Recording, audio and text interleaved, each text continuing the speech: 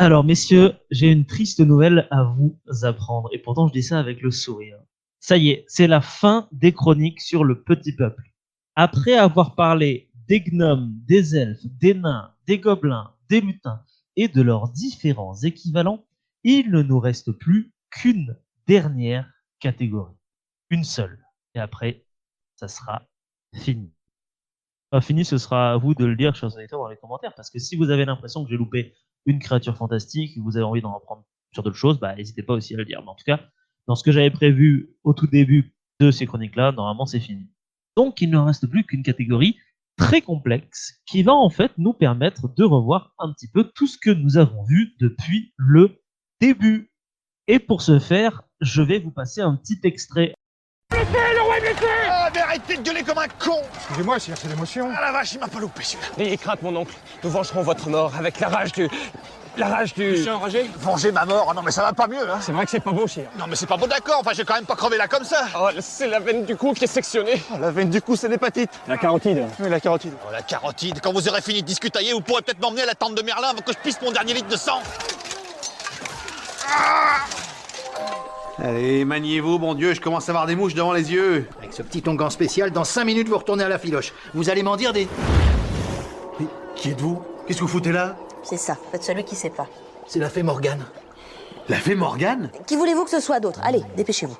Dépêchez-vous de quoi? Écoutez, mon petit vieux, je dois vous emmener à Avalon le jour de votre mort. Alors vous levez, vous prenez vos petites affaires et puis vous me suivez. On verra le reste en route.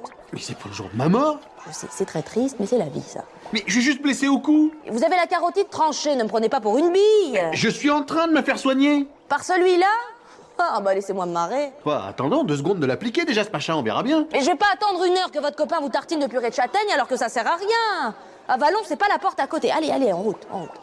Alors du coup, vous avez sûrement reconnu l'extrait en question. C'est quoi, Raphaël? Parce que tu rigolais pendant que je l'ai passé. C'est Là, là ce qu'on vient d'entendre là. Non, pas le nom de ce qu'on vient d'écouter là. Ouais. C'est quoi? Ah, mais là, c'est Kaamelott. C'est Kaamelott, exactement. Oui, Kaamelott du célèbre Kaamelott. Alexandre Astier, l'une des plus grandes séries télévisées françaises. Le film sort peut-être un jour, on ne sait pas. Oui, peut-être, c'est une possibilité. Nico, est-ce que tu sais de quoi on va parler du coup après cet extrait? Ah bah, j'imagine qu'on va parler de fées. On va parler de fées, J'aurais- exactement. J'aurais dit Merlin, moi. T'aurais dit merde. Bon, c'est un demi-démon, hein. On pourra en parler un jour, peut-être un jour. je sais Pour pas. les chroniques sur le grand peuple. Sur le grand peuple, c'est ça. Les chroniques sur les archons. Ah, ça peut être un bon sujet, hein, peut-être de parler de mythologie chrétienne dans le futur. Dites-nous dans les commentaires si ça vous plairait ou pas. Oui, donc du coup, on va parler de fées. Je vais vous poser une petite question avant qu'on commence réellement. C'est quoi pour vous une fée? Pour moi, déjà, une fée, ça s'apparente déjà à une personne de petite taille. Souvent, on voit plus Ouais. une figure féminine qu'une figure masculine, avec des ailes, et Ouais. avec un côté un petit peu brillant comme une luciole. Alors, La fée je vois tout de clochette. suite la fée La fée clochette, clochette. mais de base, effectivement, quand on a le terme de fée, j'ai l'impression que oui, il y a quelque chose qui brille, qui scintille, quelque chose de magique, Ouais. et une personne relativement petite, oui. Et toi, Nico, tu vois quoi dans la fée? Bah, à peu près tout pareil, ouais, un petit être féminin avec des sortes d'ailes de libellule. Ouais. Ouais, un truc comme ça. C'est vrai que c'est un peu ce qu'on imagine la fée dans l'imaginaire un peu collectif. Et en fait, pour être franc avec vous, je savais pas trop quoi mettre en extrait de présentation parce que bah, des fées, il y en a plein, il y en a trop. Au début, je voulais vous mettre un extrait de Hellboy. Je sais pas si vous avez vu Hellboy 2, les Légions d'Or maudites, où dedans il y a la fée des dents qui est présente. Ok. Et en fait, en écoutant l'extrait en VF, ils sont traduits par la petite souris, ce qui est normal. Mais du coup, ça avait peu de façon sur les chroniques. Ok. Et je trouve C'est ça clair. intéressant de le mettre aussi. Ou sinon, enfin, il y en a aussi dans les Disney, etc. Bref, il y a plein de représentations des fées. Et au final, je me suis dit, bah, autant mettre la représentation de la fée à la française, en fait. À savoir, ou plutôt à la bretonne. À savoir, bah, la fée qui est plutôt issue d'un autre monde. Pas spécialement petite, pas spécialement avec des ailes. La fée Morgane, le pendant un peu, entre guillemets, enchanté de la fée. Et on va y venir au cours de cette petite chronique. Bref, je me racle la gorge et je suis à vous tout de suite. Comme pour toutes les chroniques précédentes, je vous propose de commencer par un peu d'étymologie. Le mot fée viendrait du latin fata, qui désignerait en réalité l'une des parques. Vous savez, ces 3 déesses des enfers qui filent votre vie et la coupent quand c'est l'heure pour vous d'y passer. On retrouve ainsi cette racine latine au mot fée que les Romains et Gallo-Romains auraient emporté un petit peu partout avec eux. D'après Alfred Maury, un archéologue et historien français du XIXe siècle, fata aurait donné en latin l'adjectif fatatus, puis transformé en fae en ancien français et enfin en fée de nos jours. En cela, il reprend les écrits d'Antoine Furetière, un homme d'église et poète français du XVIIe siècle, pour qui les mots fées étaient en réalité utilisés pour qualifier tout lieu, objet ou être surnaturel. L'adjectif prenant alors le sens d'enchanté, c'est-à-dire touché par une magie. Avec le temps, les fae ont donc fini par devenir des créatures à part. Seulement dans les pays latins. Et oui, seulement dans les pays latins. Parce qu'en fait, dans cette chronique, nous allons avoir un gros problème. Parce que chez nos amis les anglo-saxons, le terme fairy désigne tout simplement les créatures issues du petit peuple elles-mêmes. C'est pour ça qu'il y a plein de fées différentes chez les Anglais, les fées des dents, les fées de machin, les fées de mûches, les fées de clochettes, tous ces machins-là. Même d'ailleurs, les hobgoblins, les léprechaunes, tout ce genre de choses sont considérés comme des fées chez les anglo-saxons. Alors que pour nous, un hobgoblin, c'est un truc dégueulasse avec une hache. Voilà, c'est pas, clairement pas une fée, c'est plus proche d'un gobelin. D'ailleurs, je vous renvoie à ma chronique sur les gobelins, j'en profite pour faire un petit peu de pub. D'ailleurs, au cours des chroniques, vous vous en êtes sûrement aperçu, mais il était très rare d'avoir des origines latines pour les créatures que nous avons étudiées. Le plus souvent, c'était des créatures issues des folklores celtes, germains et scandinaves.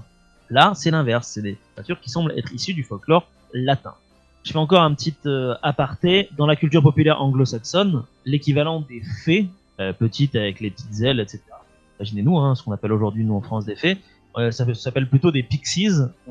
C'est des jeunes femmes effectivement ailées, généralement de petite taille, et qui rappellent en fait très fortement les elfes, version scandinave, germain, etc. En fait. Donc tout ça pour vous dire qu'en fait c'est un vrai bordel, les fées.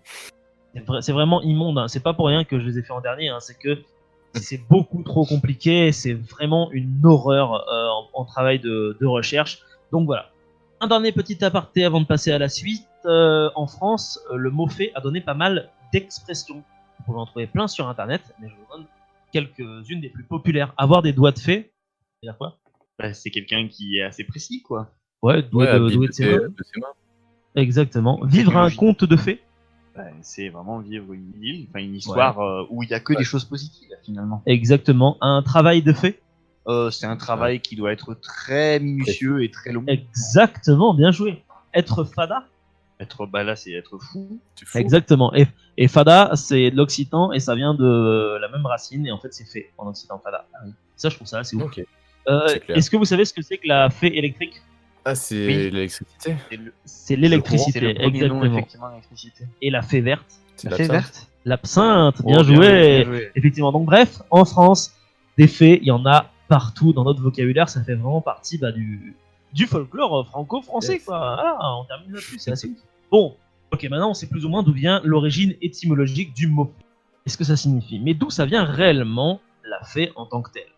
La théorie la plus reconnue par les folkloristes et autres historiens voit dans les faits la survivance des divinités et esprits des croyances païennes gréco-romaines et celtiques, dont la fonction s'est retrouvée modifiée avec la venue du christianisme, encore une fois, bien évidemment, diabolisant ou rationalisant ces êtres. Les fées ont alors vu leur pouvoir et leur fonction diminuer ou changer et sont passés de la religion à un folklore populaire, puis carrément à simplement de la littérature.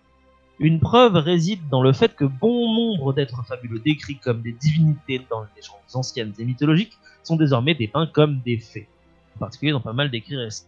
Bref, c'est la dernière chronique, si vous avez écouté les autres, vous connaissez la chanson, c'est plus ou moins toujours la même chose, on a boum, des divinités, hop, on les transforme en créatures du folklore quand les religieux arrivent, puis au bout d'un moment, au 19e siècle, ce folklore est repris par les écrivains qui le mettent dans la littérature, c'est la même chose qu'avec les autres.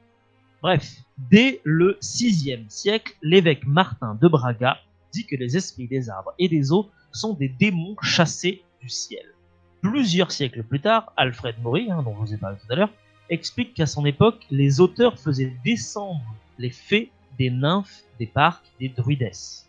Vraiment, on est en plein dans la mythologie gréco-latine. Walter Scott, le poète écossais du XVIIIe siècle, écrit dans son Histoire de la démonologie et de la sorcellerie, qui est un titre qui est vachement stylé, je trouve. C'est clair. Il écrit la chose suivante. Ces sylvains, ces satyres et ces faunes dont la superstition peuplait les rives touffues et les bois élevés de cette contrée romantique furent obligés de faire place à des déités dont le caractère ressemblait beaucoup au leur et qui probablement tiennent quelques-uns de leurs attributs de leurs prédécesseurs classiques. Nous voulons parler des fées. Pour Walter Scott, c'est clair, les créatures de la mythologie gréco-romaine sont donc les ancêtres des fées. De plus, la confusion entre fées et déesses est fréquente depuis le Moyen-Âge. En effet, les fées des récits médiévaux ressemblent fortement aux déesses antiques telles que Vénus, Diane, etc. et partagent bon nombre de leurs attributs, notamment surtout le lien avec la nature. Une donnée qui peut s'appliquer aussi aux nymphes et aux dryades. Et là, quand je parle des fées, les fées médiévaux sont plutôt des fées comme Morgane, Diane, plutôt des femmes en fait grandes, absolument pas des créatures ailées. Cette idée va continuer tranquillement son chemin pour arriver jusque de nos jours, notamment à travers non pas les récits médiévaux en tant que tels, mais comme je l'ai dit, à travers la représentation de ces derniers dans l'art au XIXe siècle. Voici un petit peu pour les origines latines, mais souvenez-vous, les nations celtiques n'ont pas la même vision. Une vision peut-être déformée du fait de leur éloignement avec les peuples latins et d'une sorte de melting pot de culture avec les Scandinaves et les Saxons. Il y a chez les Celtes l'idée d'un peuple de petite taille, peu à peu chassé par les hommes et condamné à vivre dans la clandestinité. Ils en seraient venus à être considérés comme une autre race, des fées, voire des esprits. Ils sont réputés vivre sous terre, cachés dans les collines, notamment dans les tumuli, ou encore de l'autre côté de la mer, à l'ouest. C'est ce que l'on appelle le pays des Elfes. Donc là, à travers ça, on voit très clairement qu'effectivement, les fées chez les anglo-saxons, c'est le petit peuple de manière générale. Voilà, c'est des créatures qui vivent sous terre, loin des humains. D'ailleurs, selon le folklore populaire, et ça va être très intéressant parce que ça va vous rappeler un petit peu Game of Thrones, je pense. Les pointes de flèches en silex du Paléolithique auraient été en réalité l'œuvre du petit peuple. C'est vrai. Les fées auraient donc commencé à quitter notre monde suite à l'apparition et surtout à l'usage du fer, notamment parce que ce dernier donnait aux hommes un avantage considérable. Plus la technologie de l'homme avance, plus la magie des fées est inutile, les précipitant ainsi peu à peu dans leur déclin. Personnellement, j'aime beaucoup cette idée, même si elle est un peu triste, mais elle symbolise bien la façon dont l'être humain a su prendre le contrôle sur la nature jusqu'à nous faire oublier qu'elle existe. C'est trop classe. C'est une théorie qui est pas mal utilisée de nos jours dans certaines œuvres, comme dans Hellboy, Le Labyrinthe de Pan ou Carnival Row par exemple, si vous avez vu ce genre d'œuvre-là, que j'aime beaucoup parce que là c'est un sujet qui est très actuel en fait, au final, essayer de se reconnecter avec la nature, avec aussi le néopaganisme, on en parlera peut-être un petit peu à la fin aussi si on a le temps. Selon la conception française et germanique des fées, elles sont des êtres féminins, comme vous l'avez dit tous les deux, dotés de pouvoirs surnaturels influents sur la destinée humaine. Dans la littérature médiévale française, les fées sont des femmes parfaites, qui ne représentent aucun attribut physique différent des humains. Celles du XIIe siècle apparaissent grandes, blondes, d'une beauté sans égale. Elles sont distinguées davantage par leurs habitudes et occupations que par leur physique. Donc là, on est vraiment à on dirait des nymphes et des dryades. L'elficologue Pierre Dubois, encore lui, parce que oui, on est obligé de citer Pierre Dubois à chaque chronique sur le petit peuple, a écrit dans sa grande encyclopédie des fées parue en 1996 la chose suivante. Il les présente comme des marraines, des divineresses, des enchantresses, représentant les forces de la nature bien distinctes des elfes et des lutins qui pour lui sont des esprits masculins et du coup de fait beaucoup plus farceurs. Il les distingue aussi de ce qu'il appelle les fées du foyer, qui sont celles qui vivent dans les demeures humaines qu'elles protègent, mais où elles peuvent également aussi terroriser les habitants ou mettre le désordre. Il cite notamment comme exemple les Gianes et les Martes, qui sont des espèces de fées.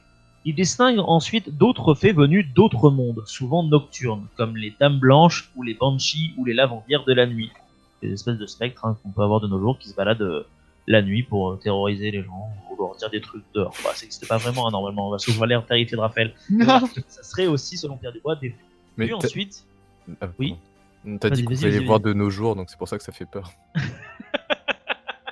Oui, c'est vrai, effectivement. Non, je veux dire, dans le sens, c'est pas voir de nos jours, mais ça a beaucoup de succès finalement, les Dames Blanches, les Banshees, de nos jours. Et en fait, à l'origine, c'est aussi plus ou moins des fées, mais des fées de la nuit. Il y a ensuite les fées des eaux, de la végétation aérienne liée aux rêves, et là-dedans, on peut citer Morgane et Diane. Il va les décrire de la manière suivante, et là, je vais le citer parce que c'est assez intéressant. dans son texte, donc la grande encyclopédie des fées, j'arrive pas à parler, putain, il dit la chose suivante. Entre le bien et le mal, l'archange et le démon, la légende découvre un être. Cet être, c'est la fée. Entre l'Éden et les enfers, la légende rêve d'un monde. Ce monde est peuplé par les fées. Entre la lumière et les ténèbres, la légende crée un crépuscule. Ce crépuscule devient la féerie.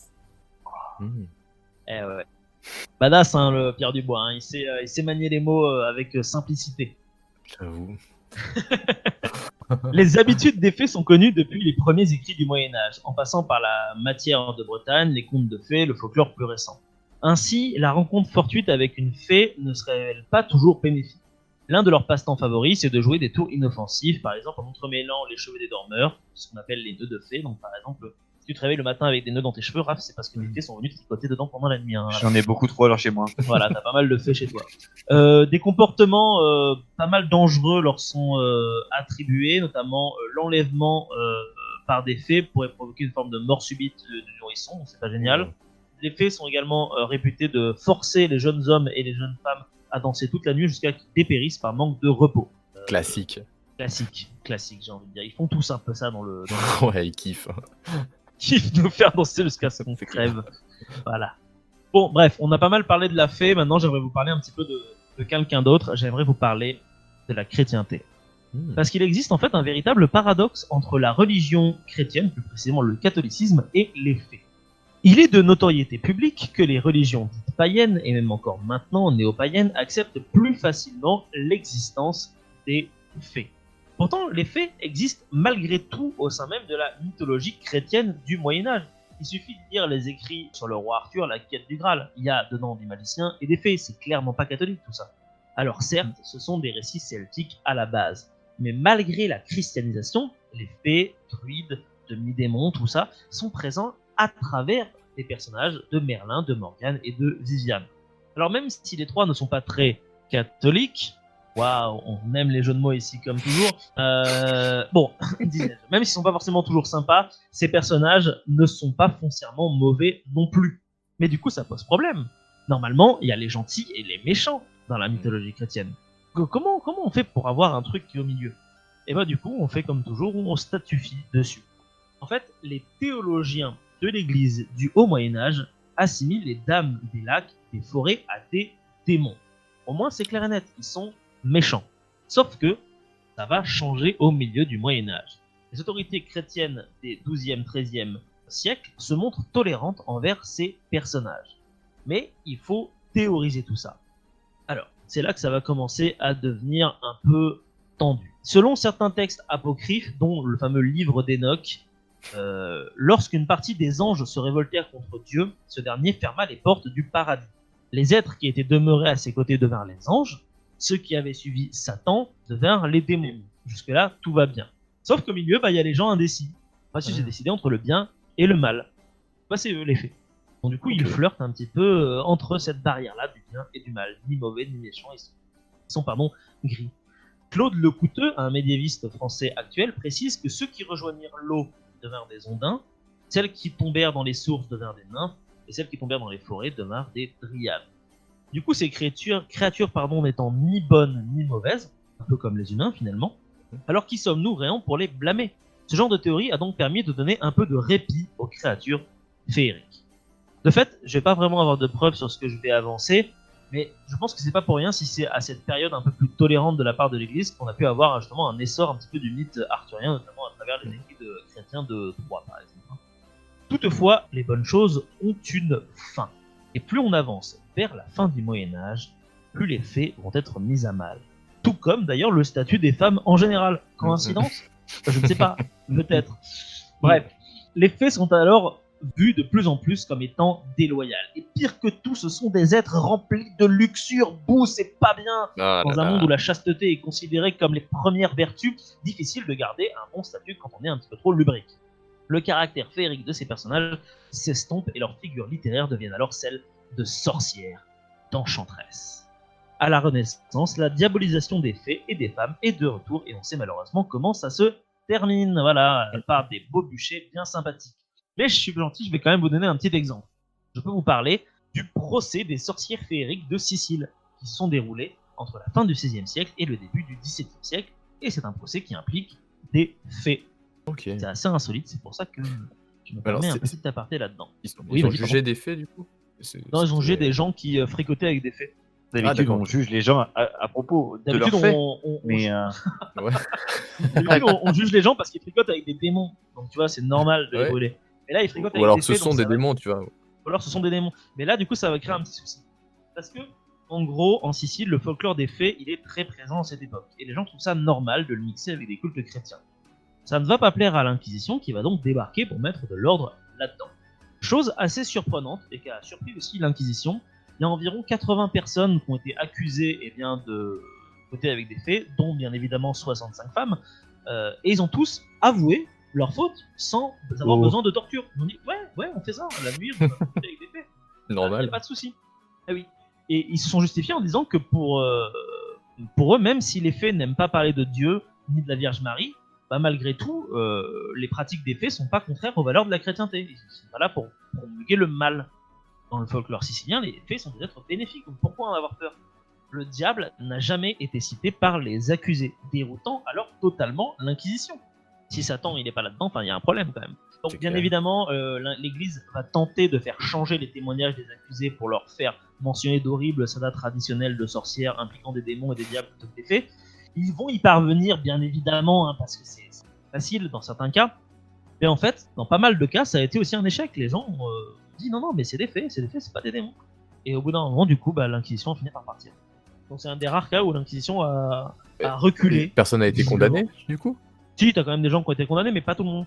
Ok. C'est-à-dire que les gens à qui ils ont réussi à faire changer leur discours pour dire que c'était des sabbats, ils sont passés.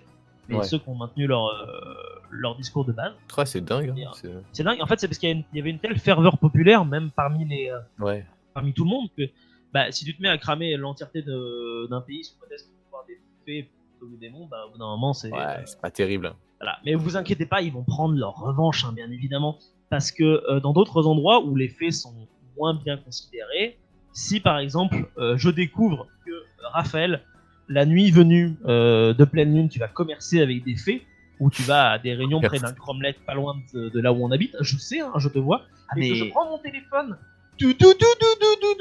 Bonjour monsieur l'inquisiteur, Raphaël, il va tricoter avec des fées. Et là, il rapplique direct et tu finis sur un bûcher cash.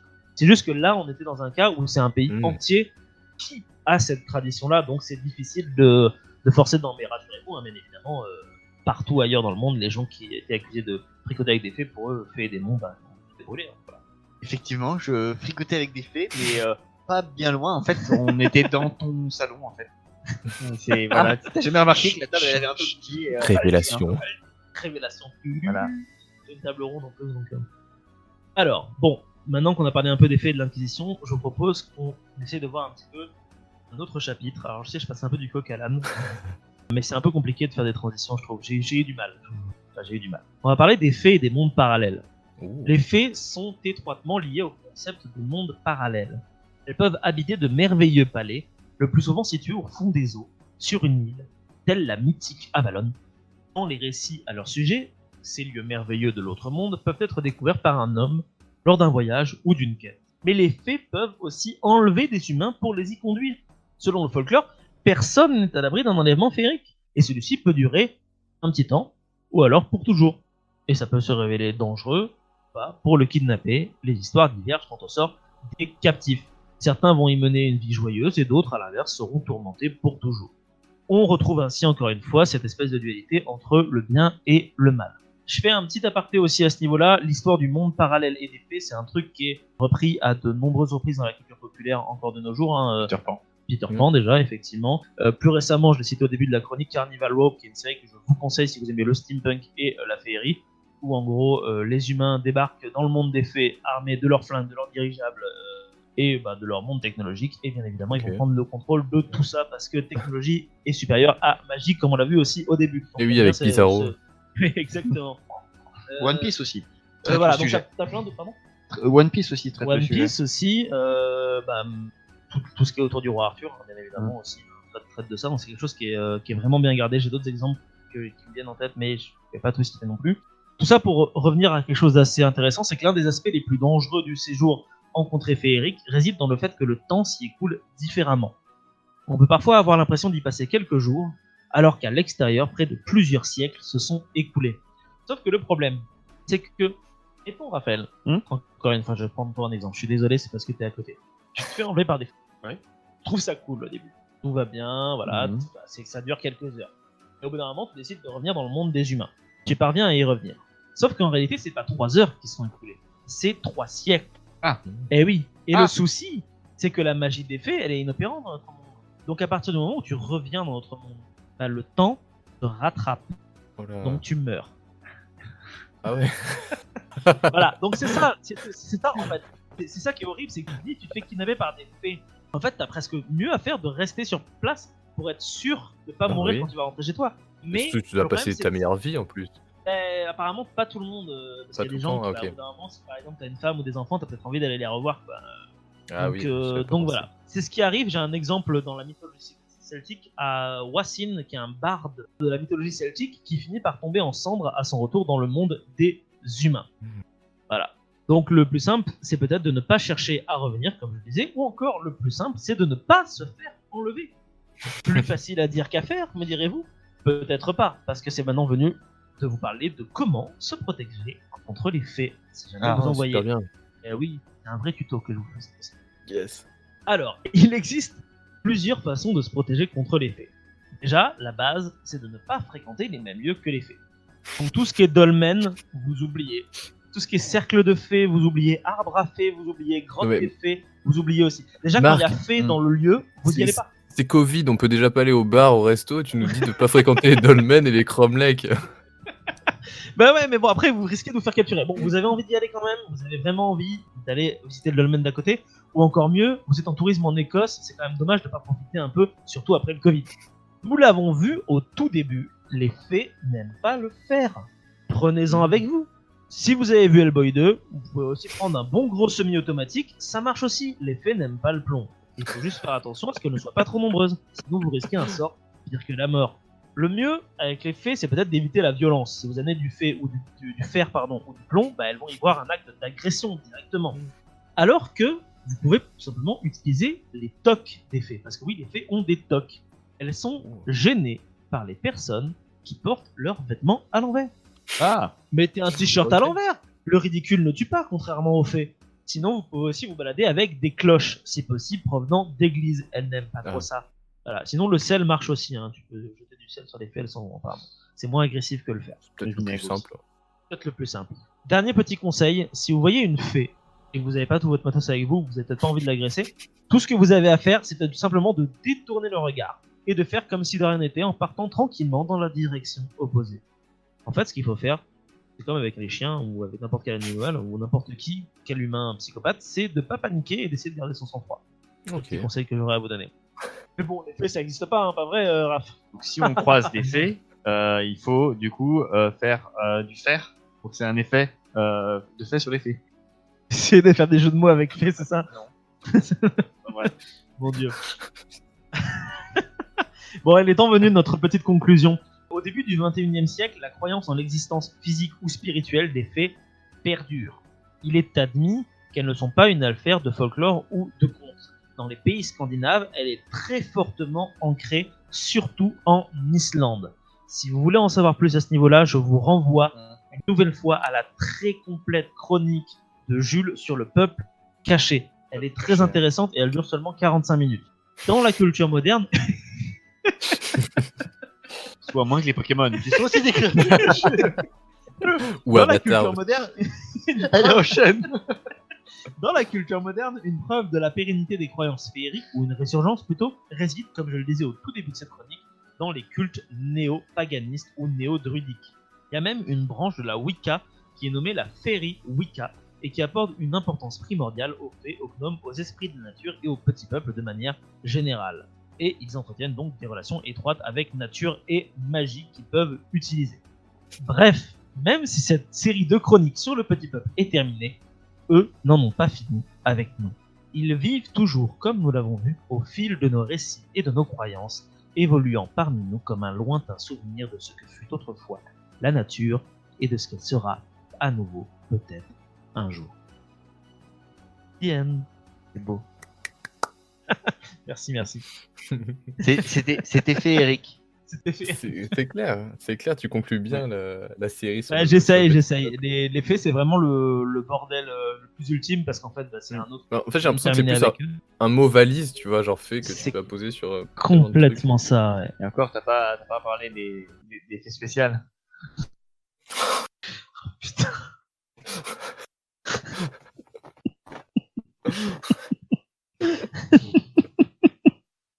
Bref, voilà.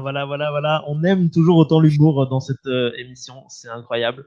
J'aime bien parce qu'en fait, nos oui. trois chroniques n'ont strictement, en fait, quasi rien en commun. C'est-à-dire que, d'ailleurs, moi, je me base sur les sources, tu vois. Alors, toutes les faits et tout, ça n'a rien à voir. Et déjà, les mochés de Nico, bah, ils n'avaient pas l'écriture, donc ils n'ont pas pu me laisser des phrases superbes, tu vois. Donc, Non, mais il y a- Faut y voir ça Rien à plutôt voir. comme une sorte de continuité. C'est d'un côté, t'as de l'archéologie pure, de l'autre, t'as de l'histoire pure, et de l'autre, t'as de la légende. Tu vois, C'est c'est vrai. finalement les trois aspects de ce que font le récit de l'humanité. Et j'ai des yeux illuminés en disant ça. Voilà. Donc au final, tout se tient. Tout se tient. Voilà. Bah écoutez, merci. Si vous n'avez pas de questions, pas de suggestions, on peut s'arrêter là, hein, si vous en avez envie. Je suis désolé, c'était peut-être un petit peu long. C'était riche d'informations. Ouais, je me suis peut-être un peu perdu à certains moments, j'en suis navré. C'était complet. On a un C'était bon complet, aperçu c'est- du sujet. Exactement. Et du coup, je m'adresse aux auditeurs, hein, si jamais vous avez envie d'avoir un truc sur une créature que j'aurais zappé, oublié. Farfadet, c'est dans les lutins. Ouais, c'est vrai. Ouais, en fait, j'ai fait une chronique un peu fourre-tout aussi avec les lutins où j'ai mis un peu tout le monde dedans parce que les lutins, c'est l'équivalent des fées, mais en version masculine. En vrai, tu sais ce que tu pourrais faire, c'est tiens, Ouais. des folklores très locaux et voir. Ça, ce serait rigolo ouais, de prendre par région. Spécifique, ouais. C'est intéressant. C'est clair. Après, si t'as pas envie. Ça pourrait être intéressant. Je verrai parce que j'ai d'autres projets de chroniques, notamment peut-être musicales à faire. Mais, Si tu veux parler du sujet, vas-y. mais pourquoi pas. Si ce petit instant passé en notre compagnie vous a plu et que vous avez envie d'en passer d'autres avec nous, eh bien n'hésitez pas à vous abonner, mettre un petit pouce bleu, partager la vidéo ou encore nous suivre sur les réseaux sociaux. Sachez que vous pouvez aussi écouter cet épisode dans son entièreté et pour cela vous n'avez qu'à vous rendre dans la description de la vidéo. Je vous dis à très bientôt pour à nouveau écouter un petit peu de tout et surtout un petit peu de rien.